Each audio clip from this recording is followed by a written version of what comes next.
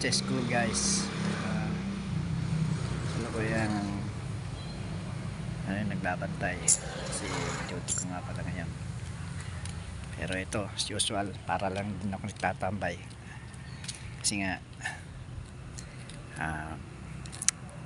parang libangan ko na rin iwas stress at tuloy, alam nyo na, para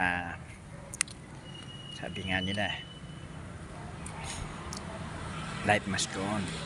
Tuloy lang, saya lang, ganun lang, simple lang. Kaya guys, ito nga pala yung school na binabantayan ko.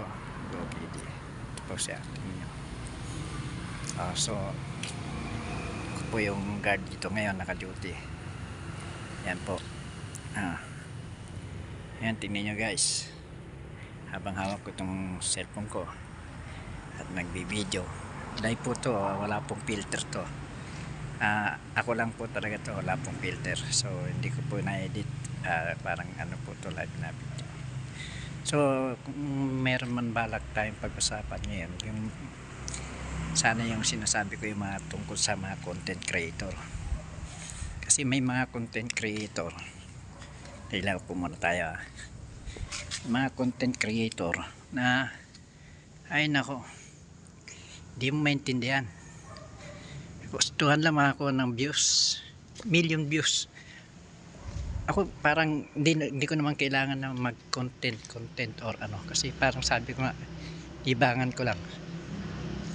So yun, may mga content creator na talagang minsan talaga nakakainis talaga. Bakit ka mo, lalo na sa mga kabayan, particular sila, dahil ay talaga sa dami na napapanood sa YouTube, TikTok, Facebook at kung ano pang mga social media platform. Ay nako talaga, maiinis ka talaga, talaga. Bakit ka mo, ay nako, kakaunting barya lang yan, kunting barya lang yung kan kikitain lang kung sakali, pero ang laking kahihiyan din nun sa pamilya nila. Bakit ka mo? Kasi yung ginagawa nila na yun, sa totoo lang, hindi naman talaga nakakaaliw eh. Minsan nga yun yung nagtutulak dun sa mga lalaki, hindi ko natin sa mga lalaki na parang ang tinitignan lang sa Facebook. Alam niyo ba yung mga tinitignan lang yung lalaki doon? Mali pala, sandi. Pero kahit pa paano ayos natin yung post ko para medyo maganda yung post ko. Yan.